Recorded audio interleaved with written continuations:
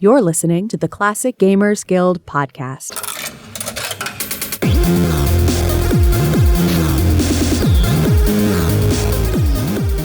Hey there, and welcome to the Classic Gamers Guild podcast. I am your host, Anna, and I'm here today with a special guest host because our main host, now you may have noticed we haven't done an episode in a while, or maybe it's sometime in the future and you didn't notice there was a break at all, and that's fine.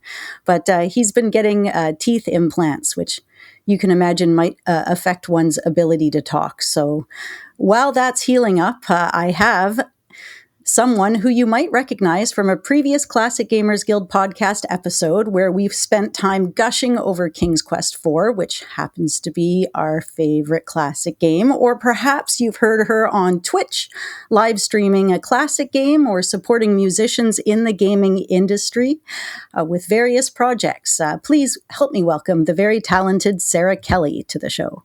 Hey, Hello. Sarah. How's it going? It's going good. How are you? I'm pretty good. And I'm excited to get the two of us together because the last game we talked about, it was fun because it was a game that was made by a female in the gaming industry and was also starring a female in the gaming industry, as in Rosella. And what we wanted to talk about today is a nice sort of follow-up because we wanted to talk a bit about the strong female figures in gaming that influenced us growing up, sort of our impressions on females within the industry and kind of just some ideas of games in the past and present that I want to talk about. So long story short, it's that kind of an episode. Sounds fun. Okay, great. So, I wanted to lead off kind of just talking a little bit with you about your history with any sort of impression of an idea of, how do I put this, being a girl in the gaming industry. Like, for example, for me, when I was growing up, my mom was a computer graphics artist. My dad played games occasionally, but in our household, it was mostly the women that did the business on computers and mostly the men that played games on computers. So I wasn't aware of any difference between girls or boys growing up in gaming. I just knew that most people didn't have computers. And that was my original sort of thoughts about it, is I didn't really think about it. What about you? I didn't really either. It didn't even occur to me until quite a bit later that there was any kind of disparity or gender divide in video games or computer games, I guess, specifically, because that's what I played. So I was introduced to them by my dad. He brought home King's Quest IV, and we solved that together, looking up hints on Prodigy, and we had a great time. I had no idea until far later that was even a thing. Go ahead. I almost feel like it's such a touchy subject. I don't know how to say who, what, or why, or if we're even getting into it. Like, my idea for going into all of this was just the fact that I didn't know there was. Like, I thought women made games, women played games, and women were heavily involved in the industry. And you know, when I was reviewing notes and setting up for this episode, I realized how heavily I think our history of gaming was influenced by female designers, from our King's Quest to our Quest for Glories to Phantasmagorias to conquests of longbows and various. It's all Camelot. I mean, it's all it's intertwined through all of it, isn't it? It really is. And I think maybe part of the reason, I was thinking about this earlier when you talked to me about what we were going to talk about. I think maybe part of the reason that whole divide thing passed us by is because it was because we were playing adventure games, and I think that was just sort of almost a different fan base from sort of the platform stuff and, you know, the first person shooters and that sort of thing. And there were a lot of women that played those too, but the marketing was aimed almost exclusively at men. So, and again, I missed all that because I wasn't involved in any of that. I wasn't looking at the marketing for those types of games because I didn't really care about them. I mean, I played a little Nintendo 64, a little classic Nintendo, but it was more like a dabbling, not, oh, wow, this is my favorite thing ever. Mm-hmm. But do you follow Jess Morissette on Twitter? He's a Decaf Jedi. Okay. Yeah. So you know how he's always posting these just horrifyingly, hilariously sexist ads from the early aughts and stuff. I've seen some brilliant ones on there, They're actually. And I'm like, so I funny. swear I recognize some of them. I'm like, yeah, I think I remember that. So I wasn't seeing almost any of this. I do vaguely remember PC Gamer kind of being a little rough, like maybe 10 years ago. But so for example, actually I pulled up one. Let's see. It was from the official PlayStation 2 magazine, Christmas 2003. And it was a person wrote in, let's see. Here's part of the letter. It was just like letters to the editor. I want to know if you can explain to me why most females are unable to play video games. I know there are women out there who can, but the majority of them are useless. They can't seem to work their fingers individually. They refuse to follow simple instructions, which are vital to the gameplay. They just want to do everything the way they want to do it. And and it goes on and on. And it's just hilarious because, obviously that's completely ridiculous. But again, you and I weren't seeing this for whatever reason. I don't know if that was just kind of like, kismet or what, but I think that, just to go into it a little bit, I think that maybe adventure games pulled in a more diverse audience than the platformer stuff.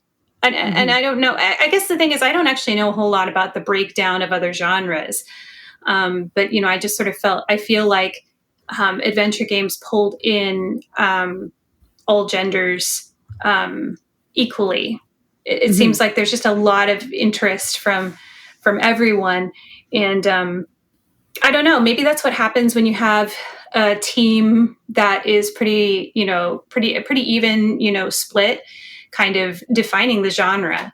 There aren't really any preset rules. There's less of a barrier to entry. And I don't know, it just had this universal appeal. Yeah, because for our first favorite game to be by a woman about a female character, and then to find out that most of these games, well, a lot of them were written by husband and wife teams, it just seemed kind of normal. Actually, yeah. Obviously, why wouldn't they work together and make a game? Like, yeah. Right. Well, you have Roberta Williams and Ken Williams. You have Christy Marks and Randy Littlejohn. I don't know if he was involved with Sierra stuff. That is not something I'm sure, but I think they're both involved in creative industries. Lori and Corey, Cole, of course, Jane and Bob. So you have a lot of husband and wife teams working creatively together in the industry. And I don't know that is common anymore in any genre. Or even if, like, for example, highlighting Sierra again, because that's where we always go, what other company would highlight who made the games anyways? Nobody else does that. You're like, oh, there's Sierra. Here's all the people that made the games. This is who the games are about. And then you're like, oh, LucasArts makes games. They do. That company. Who works for them? I don't know. George Lucas, I guess. I know we've Noah Falstein, and there's lots of fantastic people. I'm not trying to rip on that, but what I'm saying is they didn't go out of their way, anybody else that I've ever known, to tell me who made the media that I'm participating in. That's true. Sierra did a really good job of pushing their designers and getting them in the forefront. I remember their pictures on the backs of the boxes. So we knew who these people were. I guess they were obviously book readers, because it's like almost like the back jacket of a book. It's like, I'm buying this book because it's a Stephen King book, or because it's a Daniel Steele book, or whatever, because I know I like that author. I'm going to buy this next Sierra game because I know it's one of Roberta's games, because I know I like the games that she makes. That's a good connection. And I think, and just to be completely honest, I'm fangirling a little bit here, but like Jane Jensen could put a Jane Jensen cover on the outside of a box of dirt and I would buy it. And I'd be like, wow, this is the best box of dirt I've ever had, So I think that it's true. There really is something to, and maybe that was part of actually, if you think about it, that's a really smart thing that Sierra did, because if somebody plays a game and they love it, or if somebody reads a book and they love it, well, they want to go and find out what else that author has written. Same for game designers. I love this game. I love the flavor of this game. I love the characters. I want to go and find and play all the rest of their games, because I know I do that. I play a game that I like. I'm like, all right, where's the rest of it? I want more. It's true. And then I'm like, well, what about compilations? Where did they help in? Is there another game that they touched that maybe they just produced or they voice acted or they directed? Same with authors. If there's a book that they've co-written, or maybe there's one of their short stories in a compilation that I wouldn't normally buy, but I know that one story is by them. So it really does have a chain reaction effect. Mm-hmm. And now that I think about that, it's a really smart thing that Sierra did, is that, connect us to the designers and get us excited about what they do. So even if that designer goes from one series to another, we'll follow that designer if they're doing something new.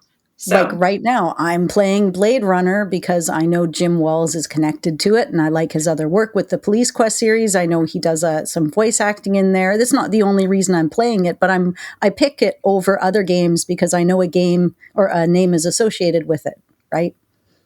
Right. Yeah, I didn't know he was doing that. Yeah. So the whole world of games that I didn't know about actually out there growing up, which goes back into not realizing, positionally where I was supposed to be in the gaming world. The only friends that I actually had that had personal computers that weren't a Nintendo were girls at school too. I didn't know, I went to boys' houses and stuff, but they didn't have computers in them. So it was really, I might have even just totally thought it was the other way. Like, wow, this is a female-dominated industry. I'd be impressed if there was a guy out there. And of course, I'm talking to my mom this morning about this episode, and she laughed at me, and she says, if you were working in it like I was, because she's been doing computer graphics art since 1982, she's like, you'd see. There wasn't a lot of us girls actually out there, working in the industry, unless they were like receptionists and things. But as far as doing the computer work and all that frustrating stuff, that she didn't have a lot of friends, let's just say. Mm-hmm. Well, I'm thinking back, and I know that I had some neighbors that had an Apple when I was young, but we were the ones that had the PC. And so I remember people, when they came over, I'd be like, oh, let me show you this. Let me show you King's Quest 6. We had some kids over from our church, and I was like, okay, let's play King's Quest 6. And we watched the opening movie, and everybody was like, wow, oh my gosh, this is amazing. And at the time, nobody had seen anything like that. But yeah, I think that, to kind of backtrack a little bit, my dad worked for IBM. So he worked for them for, I think, about 30 years. So in the 80s, back when it wasn't common to have a PC in the home, we had all kinds of different incarnations of PCs. We had one that he borrowed from work to bring home to work on. He bought a PC Junior. He bought an IBM 5155, which, as you know, became mine. He gave that to me before he passed away last year because he knew that I wanted it. And so, and of course, that's another thing that makes these games so special, is that I grew up playing them with my dad. Of course. Yeah. The whole heart of all of it, right? The connection that we have to the person that introduced us to it. And then in many of our cases, it was our mom or our dad or somebody, an older sibling, or maybe at your friend's house. But that's important forever, and kind of a really strong memory. But yeah, I think that one of the great things that these women designers did for us, just by doing what they did, was to sort of provide us a little bit of a sheltered bubble in which to just kind of dive into our interests, because we didn't really know that wasn't supposed to be a space, or at least that some people didn't think that was a space where we were supposed to be. We were just like, nah, this is where I'm supposed to be. Like they designed this stuff. And I honestly didn't really even think about the women designers aspect until I got older. When I was a kid, I was just like, I just like these games. This is fun. Exactly. Yeah, me too. I was like, girl, boy, it doesn't matter. For me, it was like, hey, everybody come over and watch me play a game. And then they realize they can't have a turn. And then they realize when they can have a turn that it feels like schoolwork. I've had more than one person say, are you playing homework? But I'm like, you don't see it. That's fine. That's fine. At least you like the music, right? That's funny. It definitely takes a certain kind of temperament to play an adventure game. And I actually have found that now that I'm older, I have less patience than I did when I was a kid. You know, you get stuck on one problem for weeks, right? And you just keep coming back to it and keep coming back to it. And me, if I get stuck for like 10 minutes, I'm pulling out the walkthroughs. It's true. Because especially if it's a really good story, I want to know what happens next. I'm like, especially if it ends up being, and this is just a personal preference, but if it ends up being a logic puzzle, I'm like, this logic puzzle is in the way of me finding out what's happening in the rest of the story. So I'm just going to go ahead and skip it. I might mess with it for a little bit, but more often than not, I'll just figure out, find someone who solved it already. I think that's a big part of it. And for me too, it's like I end up, I'll forget to save. Even when I was a kid, I'm like, save and save and save. And then I forget to save. And then it's been like 30 minutes. And then I'll do something like I did yesterday when I'm playing Blade Runner. And I shoot. I didn't notice where the perp had gone. And then I shoot a poor like homeless fella in the game by the dumpster. And then it's like, not only did you not catch this guy, but you shot the wrong guy. And I'm like, well, I don't want to follow that story arc for my first playthrough. But then I'm like, oh, my restore is so far back. And then you're like, yeah, I guess I'll live with it. Yeah, this is an okay mistake. Sometimes I'm mean to myself and I'll get mad and I won't save it and then I'll quit. And then when I go to play the next time, I don't have the choice. You ever do that to yourself? You're like, oh, apparently I didn't want to just in case come back here. That's fine. Well, the thing that I end up doing, and this is what actually stopped me in my tracks playing one of the Sherlock Holmes games, I don't know if it was automatic saving for me or what, but it was a bit of an arcade sequence where I had to follow somebody, but I had a limited amount of time. So I was following them through London in all these corridors and alleyways. And if I stayed kind of in sight too long, there was this little meter that would run up and tell me, and then that person would see me and then I'd lose them. And I think it saved when the meter was too high and I didn't have time to hide. And it was probably physically possible to proceed from there, but I just didn't want to spend the time. I was like, so I was sort of soft locked and then I got frustrated and quit. Mm-hmm. I mean, that would be an entire podcast in and of itself, I think, would be to talk about, puzzle dynamics and what makes us quit and why. What are deal breakers, Yeah, deal breakers is a good way to put it. That'd be a good name for an episode. Well, here, look at you. Everybody's hearing us brainstorm in real time. I like it. Yeah, there we go. So I guess if we're going to talk about people that made the games we love, I personally would like to go right to the beginning, at least in my book. I know she's not the first woman in computer games, and there's so many people before that have laid the groundwork, but this is my timeline. And within my timeline, Roberta Williams is the name that kind of started it all for me. Now, I'm guessing that's probably about the same for you. Oh, yeah. That was the first designer's name I ever knew. Mm-hmm. Yeah, you'd see her on the back of the box. I mean, and I never thought of her as her characters. I thought of her as independent, but it's like I wanted to meet her as badly as I wanted to dress up like Rosella, say, or something else. Like Roberta became very important to me very early because I was like, anybody this talented and this funny that can make these games. I don't know. Sierra sold it to us, right? As clearly a person that I want to, idolize a little. Mm-hmm. Mm-hmm. I mean, the more I hear about her, the more I'm impressed by her work. Mm-hmm.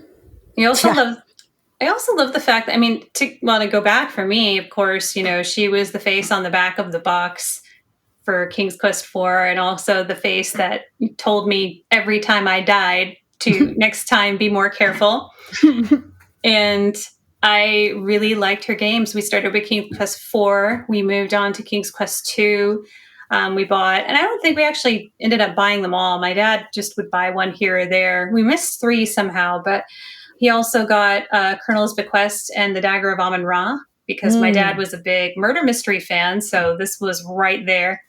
I understand that she wrote Colonel's Bequest, but wasn't as heavily involved with Dagger of Amun-Ra. Is that right? Was that a Bruce Balfour game?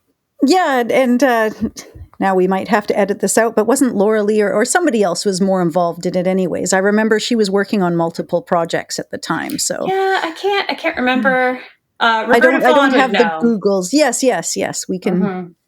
We can assume that. And by saying that, we don't actually need to know. So that's fine. But we ended up playing those, and I just developed a great appreciation for her games. I had so much fun. I liked her protagonists. I love King Graham, but I also love that I got to play as Rosella. Rosella's my girl. She still is. Mm-hmm. And then, of course, love Laura. Love Laura Bow. Want to be Laura Bow. Still want to be Laura Bow. How about you? What was your introduction to Roberta Williams? What was your first game? Obviously, King's Quest IV, hands down. And I went straight from King's Quest IV into King's Quest V. Like, I didn't go from that game right to the next, but within the King's Quest line, or hers specifically. I played King's Quest V before I got to Colonel's Bequest. I think I probably got into Colonel's Bequest when I was closer to 11 years old, so a little bit older there. And again, super happy having a female protagonist in a game, and a challenging game that, it lets you keep going. It wasn't the kind of game that cut you off unless you died. It was the kind of game that was like, that's all right. Did you miss something? Game's going to keep going. You may or may not have the amount of information you need at the end, but yeah, that's what you're going to do. I didn't play any of like the little kid ones, like Mixed Up Mother Goose or any of those games at the time. And then I think I went straight from her to jumping into the Laurie Cole games after that. And we'll probably end up talking a little bit about Laurie as well. She's probably my next that I experienced on the list. And then shortly after that, Christy Marks. I probably hit all of them around that age, 11, 12, somewhere in there. And, I think I was a little bit older.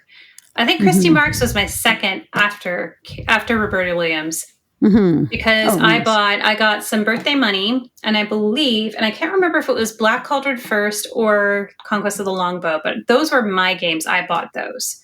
So I bought Conquest of the Longbow myself, and I loved that game, and so did my dad. It was my dad and I loved it too. That's awesome. It was different because it was the first game that I'd played that had a day-night cycle. I mean, besides the one in King's Quest IV, but there was a different goal every day. And I liked that because it really kind of moved the story on. So you weren't just kind of wandering in the world. You had a direction and daily goals and daily story movement, which she's excellent at. Knowing, of course, now, as I do, her background with Gem and comic books.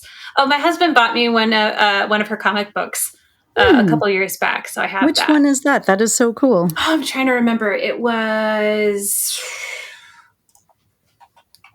Edit this out because I'm taking some time here and...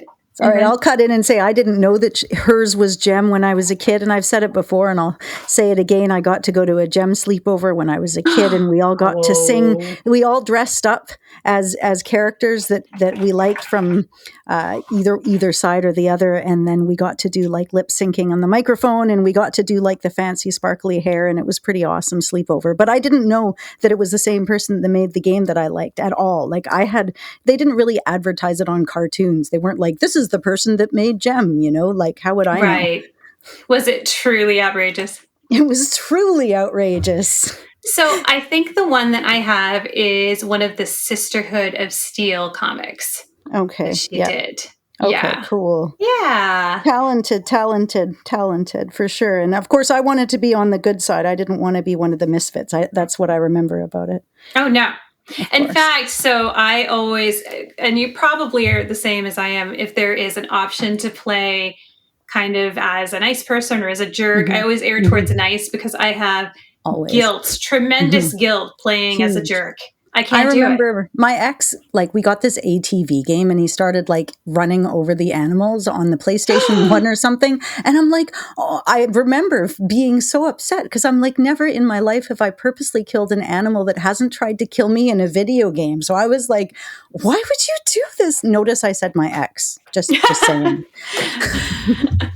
Oh my goodness. Yeah. Well, and the thing is, as soon as you said that, I was horrified because I was like, I would never do that. Well, okay. I have to confess something. Have you played Mario 64? I have to confess, I did that. I dropped the penguins. I know, but you know what? I still feel guilty about that.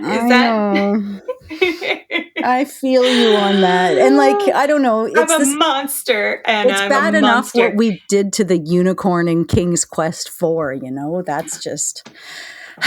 It never, ever was okay after that. It never trusted another human being again. I know. And it was... What an interesting narrative idea it is to make that something that you have to do. So there's a little bit of moral compromise on Rosella's part there. Exactly. All the way through, she has to prioritize, and clearly, and I mean, what is her goal? Is her goal saving the land? Does she even care about Genesta or anybody else? Or is it all about her own satisfaction of making sure her dad doesn't pass? Because there's that big overarching story. So it's kind of interesting to see inside her mind, or it would be. Oh yeah, absolutely. And as somebody who, if I could have gotten that fruit to save my dad, man, I would have been all over that. Pandora's box, anything, In a second. Speaking of, I mean, you and your dad, you said played the Camelot game together. Did you guys solve all the riddles yourselves? Because my dad and I solved all the riddles ourselves, maybe with a bit of help from my mom here and there, but we had to figure all of them out. Well, I actually never played Conquest of Camelot until I haven't actually finished it. I played a little bit of it with my brother recently where we solved the riddles. Okay. But the one that I played with Dad was Conquest of the Longbow. Right. Oh, sorry. Yeah. Are you talking about the Green Man riddles? No. Oh, yeah. All of the riddles from it. Yes, those ones. I don't remember, actually. I don't remember at all how we solved those initially. Yeah, I just remember think about them a lot. There was a lot of thinking. My dad's like, you just need to think about it and go to sleep. And sometimes they'd get it before I would, and they'd kind of laugh at me like, yeah.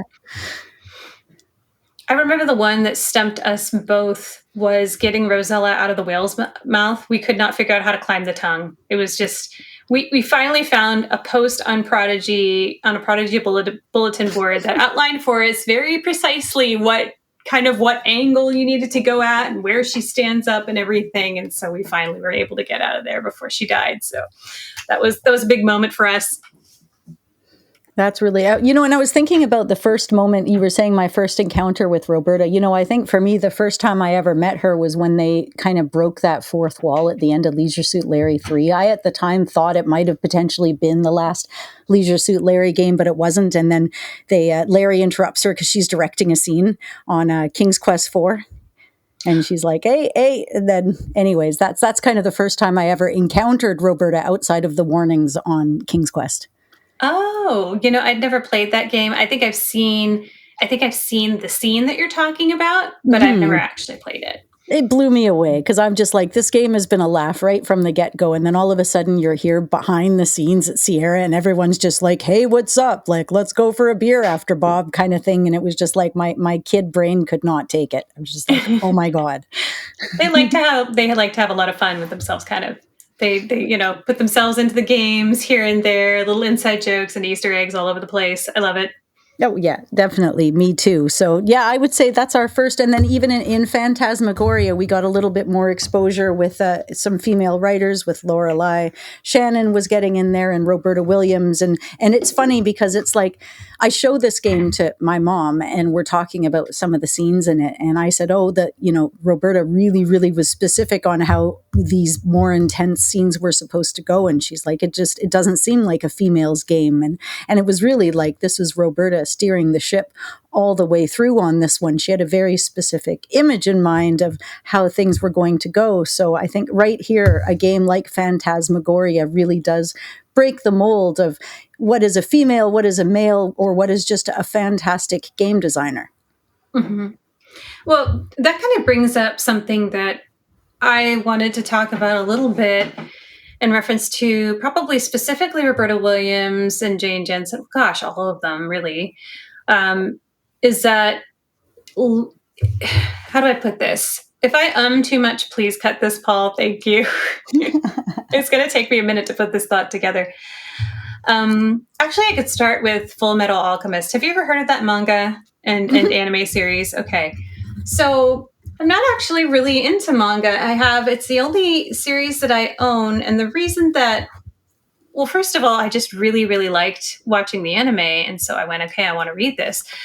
But what I discovered was that the person who wrote it under a pseudonym, and basically used the male version of her name. Like, I guess if you change it, I think her name was Hiromi Arakawa, and she published under Hiromu Arakawa, so it would sell better. Right. And it's basically, she loves Star Wars and B movies and crazy stuff. Just like, the cheesier, the better.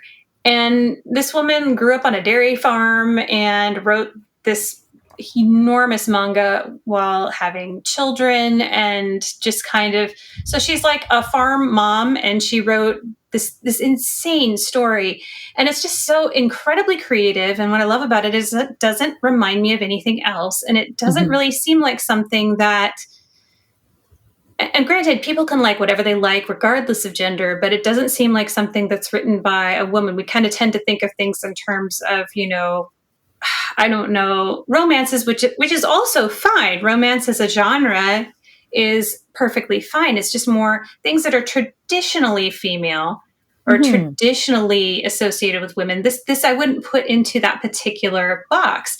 And when you have Roberta Williams and Christy Marks and Laurie Cole and Jane Jensen writing the types of things that they do that kind of delve into darker places or more fantastical places, it sort of, like Arakawa, it sort of gives me permission to like what I like, I guess, if that makes sense.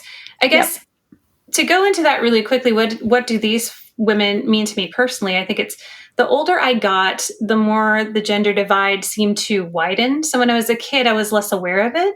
But then I sort of perceived that there were behaviors and interests that sort of received greater social reward than others for women. So like, just sort of the normal stuff, being invested in marriage and kids, which is all great, of course, but I didn't do all of that right away. And some women never do, and which is fully okay. Either way is fine. But it was nice to have,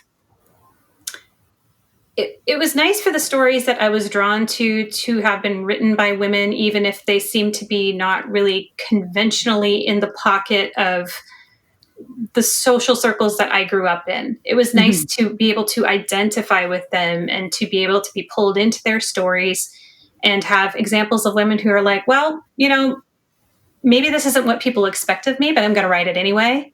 And I'm going to have fun doing it.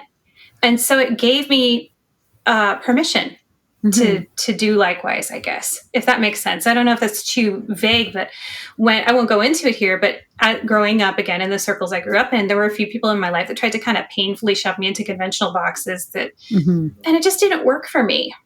And so I think it's important to have those examples in your life, creative examples, especially. It's true. I mean, for a self of our own identity, and again, not to be scared of certain aspects of our own personality too, because it's like, oh, not everything for girls is sunshine, light, and ponies, and not everything for boys is He-Man and Skeletor. So I don't know about you, but when I was growing up, I didn't also pay attention to what was a girl show or a boy show. Same with my games. I literally liked what I liked and played what I played. And I think these games actually had quite a bit to do with that. I never thought of it that way, but I think that might have been partly the case with me, at least. So growing up, I just kind of liked what I liked. I liked DuckTales, and I liked Thundercats, and I also liked Barbie and Strawberry Shortcake and My Little Pony and all of those other things that are a little more girly. I just want everybody to be able to enjoy whatever it is they enjoy. That's how I feel about everything. I'm like, wow, I'd really like you to feel happy and enjoy what you're doing and hope that I do. But also knowing that if I hold what I want my opinion to be on you, then you're going to hold what you want your opinion to be on me. And then nobody's fully happy. And I think a lot of that logic, like my dad and I were talking about that last week, is a lot of the logic we encountered having to figure out puzzles and figure out dialogue and what kind of a character we wanted to play probably sprung our logic circuits a little bit earlier than maybe ours would have been if we didn't have to think about those types of big, like literally life and death decisions decisions at, 6, 7, 8, 9, 10, 11, 12 years old. Mm-hmm. It is interesting how the media that we take in shapes some of the ways that we think. And I think it was really good that we grew up with these games that challenged us in those ways and helped us to problem solve creatively. And granted, I've never encountered any kind of, place in my life where I had to find my way out of a dark forest by squeezing honeycomb onto the ground, putting emeralds in it, and then capturing a little elf. But I'm waiting for that day. It's going to happen. It's totally going to happen. I am prepared with life skills. No, I mean, I'm joking, but at the same time, my job requires a certain amount of creative problem solving. Mm-hmm. And I think that sometimes people who play adventure games are really well equipped to jump into things like that. Yeah, I agree. I mean, we are never going to eat the pie. We are going to save the pie because we might need the pie to solve an emergency situation. I feel like I want to get CJ to draw. Remember, she drew those wonderful comics about adventure game logic. I feel like I want to have. Good. I think she should draw one where somebody is, adventure gamers at Thanksgiving, and maybe there's a pie there and everybody's eating it. And she's like, we might need this later. That's beautiful. Putting it in her purse or something like that. I'm going to save it. Oh, you could do sassy art, like her sitting there, or Graham sitting there, eating the pie in front of the Yeti or something. I like that. Yeah, so many options. Can you hear a weird noise in the background of my computer right now on my microphone? A little. It's not much. Okay, good. Because I think my cat's trying to cough up a hairball. And if that was really evident, I didn't know if that would be an attractive sound to have in the background. I think our audience loves random animal noises. I don't think we've ever had an episode without a scratch or a meow or a something. Okay. So really everybody just feels more at home because they've been missing the episodes. They're like, random noises the background. Everybody's I'm inviting you into my office, you guys, into my home with the sound of my cat coughing up a hairball. So welcome. It's 3D oral sound. Yes, I want this to be really a warm and welcoming, inviting, and gross place. So, no, that is not getting edited out, I'm afraid. Sorry. Okay, I guess we're keeping it. It's in now. Thank you, Kira. So one thing I wanted to talk about maybe is I had a thought about, can you think of a time when these games that these women have designed kind of carried you through something particularly difficult? Yeah. Oh, gosh, definitely. I mean, outside of the obvious being boredom or waiting, time between things. Starting right at the very surface with no depth to my answer at all. I don't know what I would have done with my time if I didn't have these games to play. But outside of that, no, taking me through a difficult time. Probably when my Uncle Max passed away was about the same time I was getting into Quest for Glory 4. And, I'd never really dealt with somebody really, really, really super close to me that was a really nice person passing away very quickly before. And I remember kind of using Quest for Glory as a little bit of a crutch because it was so involving and so much in my mind that I played through 4 and then it kept crashing on me, right? That's when I first got the exception error. But anyways, long story short, I ended up going all the way back through the series. And I don't know, it's probably not the happiest story, but yeah, it helped. What my point is, I made it through with strength and with dignity in a time that could have been difficult for me. And I don't know, am I saying maybe people could say I'm using a game as avoidance to dealing with the problem, but I felt like it was super healthy and I was able to use that type of game to put things into perspective because you're actually dealing with love and death and circumstance all the way through some of these series. I don't think that sounds like escapism really at all. I think that you're right. Sometimes a game can help us to, do one of two things. Either the content helps you to process what's going on, or it gives your brain a little bit of a break from the constant stress. Mm-hmm. And in that way, it's an escape, but not an unhealthy one. It gives you a minute to catch your breath. Mm-hmm. And I think that's really important when you're going through something really, really difficult. And I'm sure that Lori would be really thrilled to hear that, she helped you through that time. Oh, well, that is sweet to hear. Yeah, my uncle and I used to play games together. I have a photo of me when I was like 9 playing Bubble Ghost with him hanging over my shoulder. He didn't play games and he wasn't into it. So every time he came over, he was like the one person in the world that was like, "Oh, I'm going to sit here and watch you play this adventure game for 2 hours just because I don't know, I'm here from Toronto and we're going to hang out." So, those Well, kinds of memories. Well, sounds like he just wanted to spend time with you, and it's just so sweet that you have those memories. Well, now I got to flip the question on to you, of course, Sarah. Yeah, recently, as you know, we went through a really tough time with my dad passing away from cancer, Mm-hmm. and in the first year of the first year of the pandemic, so during the lockdown, I couldn't visit him, and I was just, of course, with him being in cancer treatment during this prior to the vaccine, I was terrified something Mm-hmm. would happen to him or my mom or both. And so my brain was just in constant stress mode, constant. And like I said, it was really hard not being able to visit. And so I hadn't played through any of Jane Jensen's games up to this point. I played through Gabriel Knight 1. It was really fun, and I decided to play Gabriel Knight 2, and that ended up being my favorite. And that one hit me in a really good place because I think it was during the summer of 2020, and there was a lot of, obviously a lot of things going on.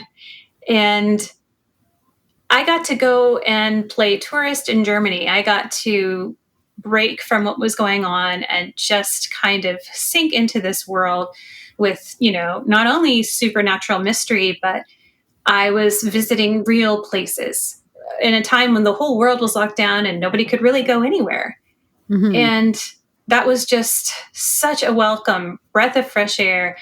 And also, it hit me in an emotional spot that I was not expecting. I got completely dragged into it, just empathy for Ludwig. And I could go off for a long time about it, but basically it also just,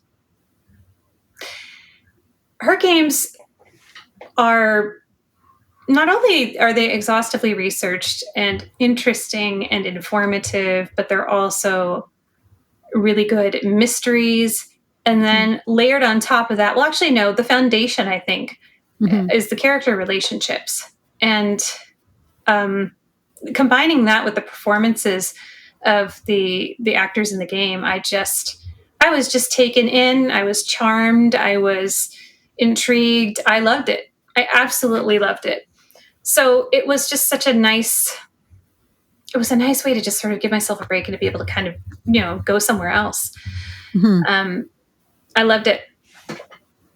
I think, you bring up a great point with the layering. That's the first thing I said when I played Gabriel Knight the first time is the layering. I'm like, it's a game about one thing, but it's also about another, but it's also about all these relationships and intricacies between other people. It's also about history and learning about a city and learning about a culture. And there's so many layers with this woven narrative and emotional tones that mix with the music and everything else that there's nobody else that puts together a story like that. No, and I've been spoiled forever. It's terrible. I mean, it's wonderful, but it's also terrible. I tore through a bunch of the other games that she played, and then I got done, and I was like, oh no, I should have played them a little bit more slowly. I got to the end of Gray Matter, and I was like, there isn't another one. No. Please, sir, I want some more. I know. I'm sure she hears that all the time. It's just like, oh my gosh, give me a break. No. I'm sure she's not like that. It's just more like, oh gosh, want more. Oh, it's true. Yeah. My computer keeps trying to go to sleep, and so my notes page keeps disappearing. But yeah.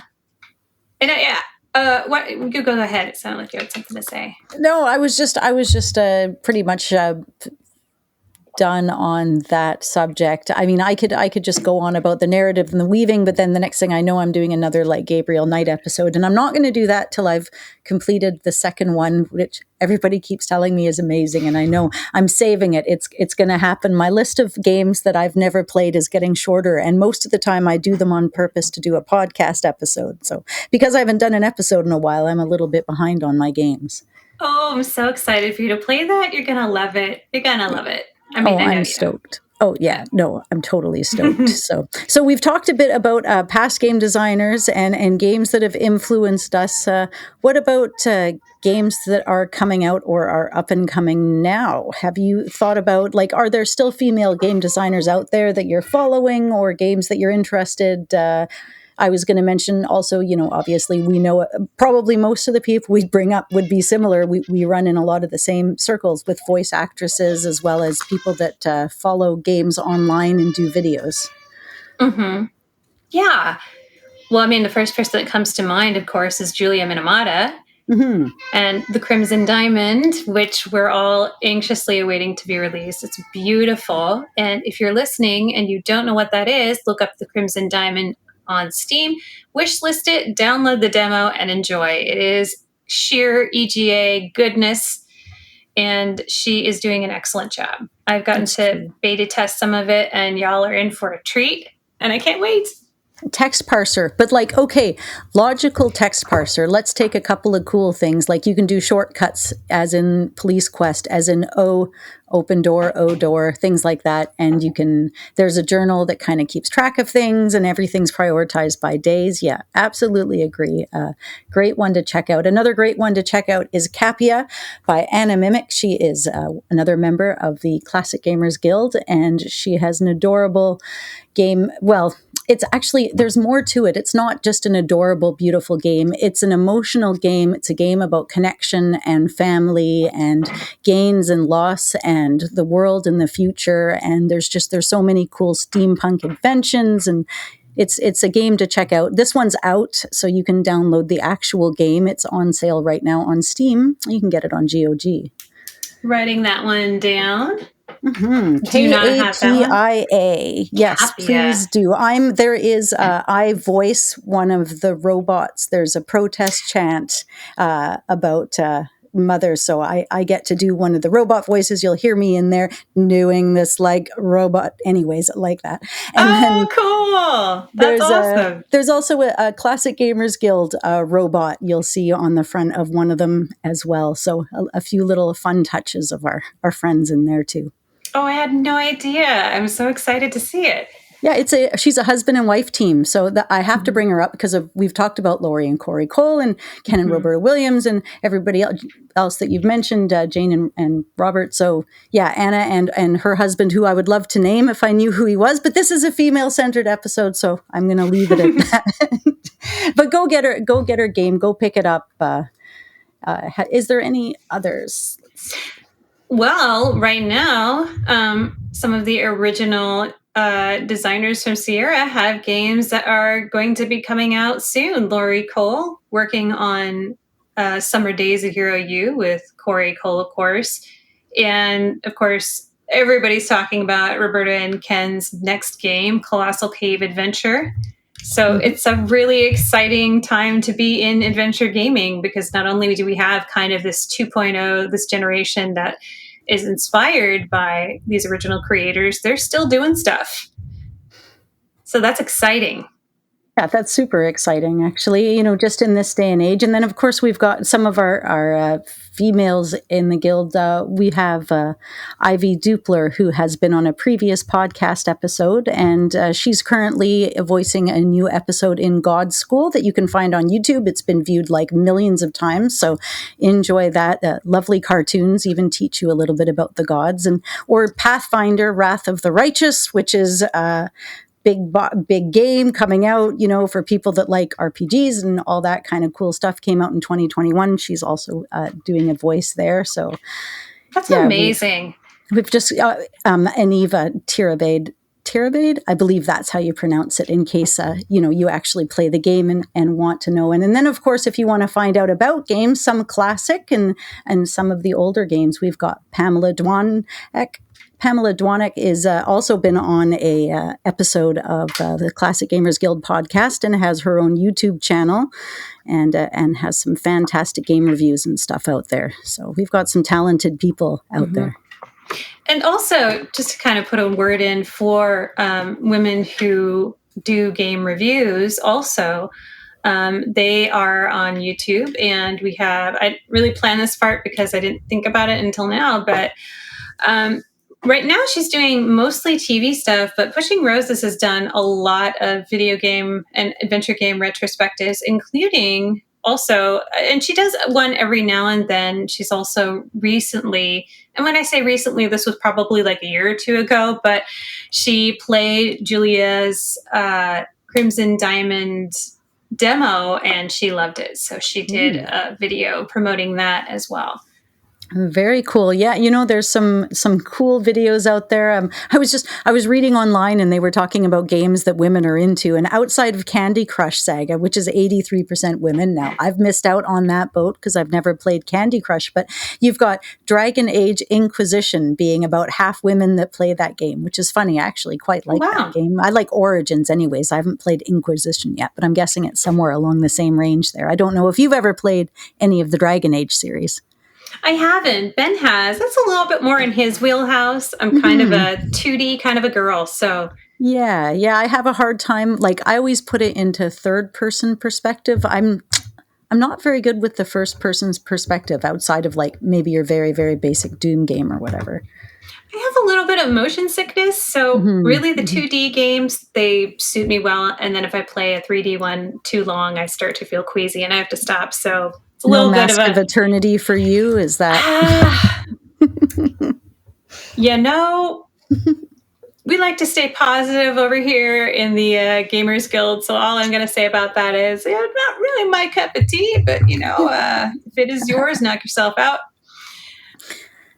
It's easy to be forgiving on it now. Actually, I liked it then because I compared it to Quest for Glory, and I'm like, oh, cool. Now King's Quest is more like Quest for Glory. So I just played it thinking it was just, I don't know, an RPG kind of style game. So I didn't really see that. Yeah, I've always been really good at reclassifying things. Like, let's say your birthday's on Tuesday, but I'm busy. Okay, your birthday's on Sunday, and I'm not even going to call you on Tuesday. And I've always kind of been like that. So I do the same thing with the games. Just like, yeah, that's how I classify it. It's fine. I got to give Roberta Williams and Ken, because it's kind of a company thing, I got to give them props for always trying different things. So whether it worked out well or not, they were always, let's try something different. So then that's how you end up with Gabriel Knight being, a 3D adventure game. And then, just your basic VGA pixel game. And then you go to FMV, and then you go to this completely, 3D engine. So I appreciate the dedication to innovation. Yeah, me too. Always going forward. And I mean, they're making a game now, Colossal Cave, which I think is what is the word, apex of all of it? Because it's like you're taking the oldest game in the book and you're using Unity and doing some of the newest graphics, and yet you're taking all of the original text and humor and everything that was needed to make a creative, original, but solely text-based game and bringing it into the future by taking the time and attention for the new graphics for it. Again, moving into the future, which is absolutely true to form. Absolutely. It's like they took a little piece of the past and decided to push forward with it. So they're giving a nod to their roots, but they're also trying something completely new. That's really their style. It totally is. Like, wow, okay, go away and ride on a boat for 20 years and come back and just be more of yourselves. And that makes me so happy. Like, everything else in the world is just changing all the time, but this is the same. And that's nice. And yet it's not the same. It's the same by being different. You get the wonderment of it. Like, I love that. I guess if I could I'm going to break the fourth wall here and just if I could address these wonderful women who I honestly don't know if any of them will ever hear this, but thank you for what you did, because everything from, defining a genre to giving women like us the freedom to just kind of like whatever it is that we want to like, to enjoy the things that we enjoy, to be creative in the ways that make sense to us. That's incredibly meaningful in a world that constantly tries to kind of compartmentalize and box women in. You guys just opened the door. So thank you for that. And I think I also want to clarify that, that doesn't mean that I'm ripping on traditional, what we would probably call, media that is traditional for women. I mean, I also grew up reading and enjoying Babysitter's Club and Sweet Valley Twins and all of that stuff. And, like I said earlier, My Little Ponies, Care Bears, all of it. But then I also liked all kinds of things.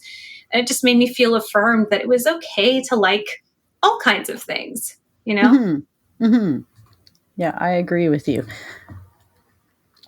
I feel the same way. So yeah, I guess, let's see, looking at the time, we're pretty close to the end of the episode. If there's anything else you want to mention before we go, I personally am just going to close with,